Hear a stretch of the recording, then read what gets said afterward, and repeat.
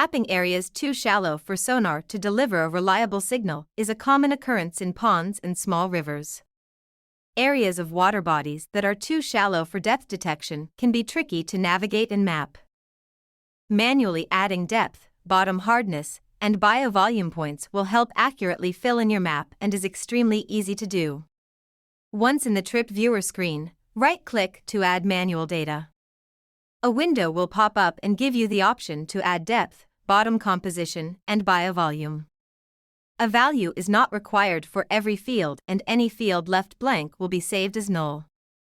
Clicking just the Submit button will allow you to continue to add other manual data points. Clicking Submit and Reprocess will reprocess the trip with the added manual data. Keep in mind that processing will interpolate and extrapolate from all layers in the area surrounding the manual data point, and you must reprocess the trip after creating or deleting manual data points.